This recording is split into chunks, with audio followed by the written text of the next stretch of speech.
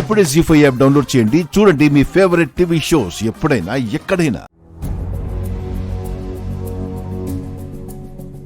నా కోసం వచ్చింది మీరా? రావాల్సొచ్చింది. ఎందుకు?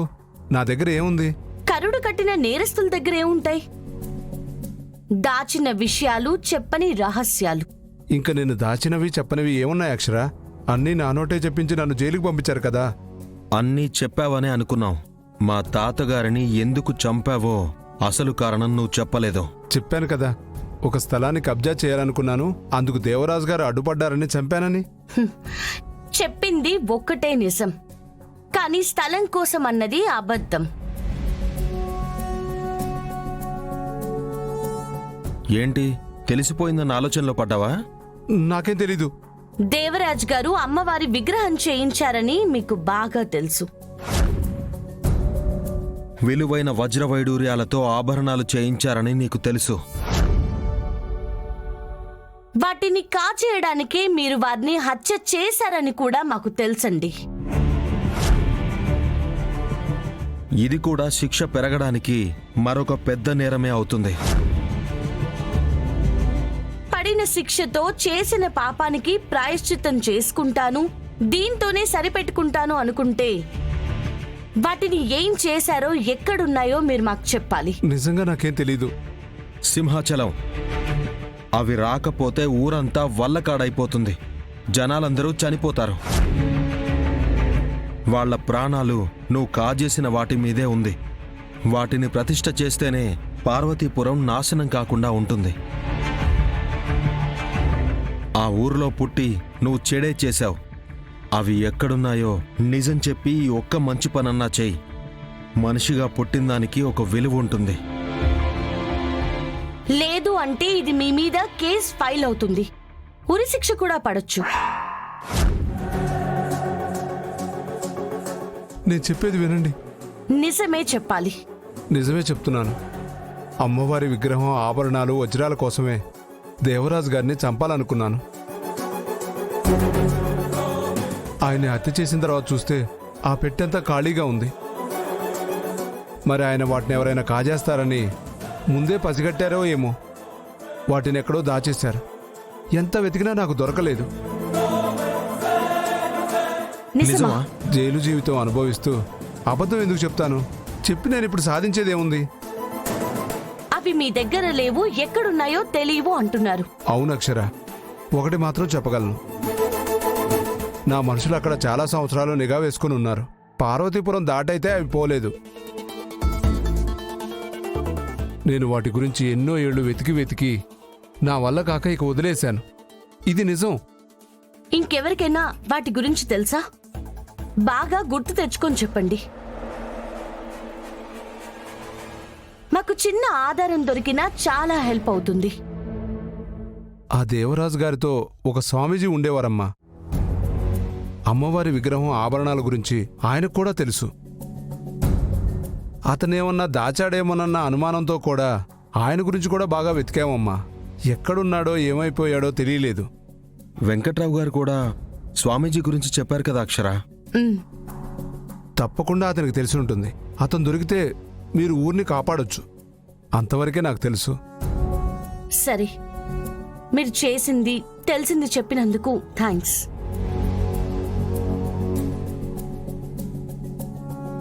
ఇప్పుడు ఆ స్వామీజీ గారిని పట్టుకుంటే మొత్తం అంతా మనకు తెలిసిపోతుందండి.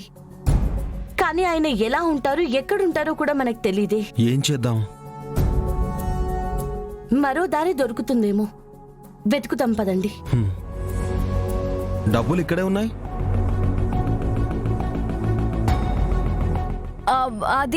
అది బేబమ్మ పెద్దమ్మ రాసిన నోటు అప్పులోళ్ళు తీసుకురాలేదు. తీసుకురండి మేమిస్తామని చెప్తే వెళ్ళిపోయారు. ఓ అవునా? యాక్చువల్లీ వాళ్ళకిచ్చేది నేను కూడా చూస్తే నాకు కూడా బేబమ్మ పిన్ని అప్పు తీరిపోయిందన్న తృప్తి కల్లారా చూసినట్టుంటుందని ఇక్కడికి వచ్చాం. వస్తారు కదా, చూసే వెళ్తాం. తెలివైంది అంటారు, వెళ్ళేలా చెప్పకుండా ఉండేలా చెప్పి ఇరికించి చచ్చింది.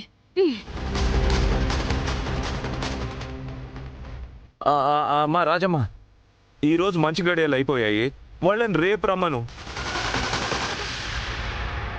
శుభ సమయంలో ఇస్తే కూడా మంచిదే. అవును అవును. అలాగే భూపతి గారు, ఆ, మీరు వెళ్ళి రేపు రండి అక్షరా.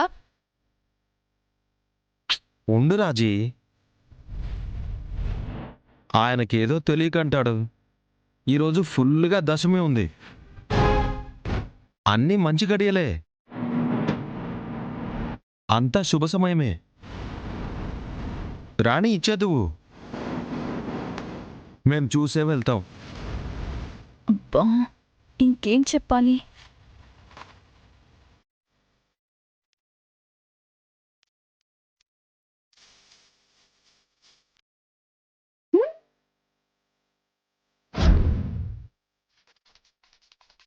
అదేంటి పిన్ని?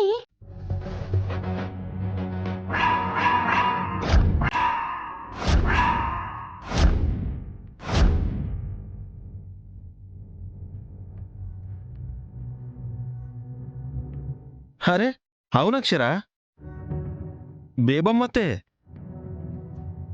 చనిపోయిన మనిషి బతికొచ్చేసిందా? మనిషి కాదు బావగారు, అది అమ్మని మర్చిపోలేకపోతున్నాను అని రాజీ మళ్ళీ మళ్ళీ ఏడుస్తుంటే బేబమ్మ పెద్దమ్మ మైనపు బొమ్మను మేం తయారు చేయించాం. అవునా రాజీ? ఇలా చూస్తుంటే అమ్మ నాతోనే ఉంటున్నట్టుంటుందని చేయించాము. అమ్మంటే ఎంత ప్రేమ! అబ్బో, వామ్మో, నా వైపే వస్తున్నారు. ఈ భూపతేమో చెయ్యి ఎలా పెట్టించాడు. చెయ్యి నొప్పి వస్తుంది.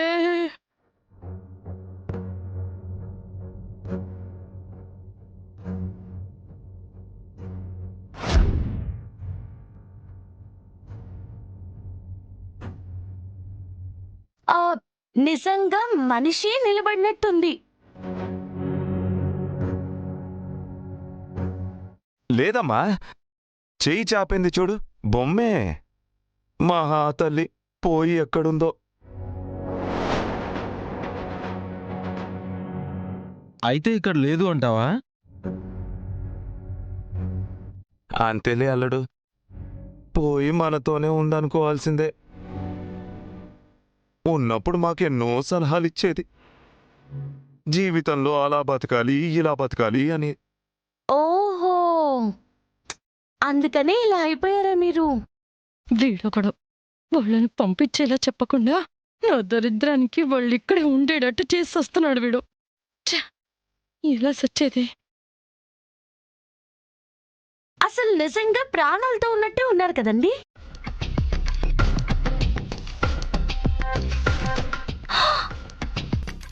బాడీ కూడా వచ్చి మనిషిలాగే ఉన్నారండి. అంటే మైనంతో చేసింది అలాగే సహజతత్వంతో ఉంటుంది అక్షరా. ఓహో, మరెక్కడ తయారు చేయించారు? విజయవాడ. కాకినాడ. జీ5 యాప్ డౌన్లోడ్ చేసి అన్ని ఎపిసోడ్స్ పూర్తి ఉచితంగా చూడండి.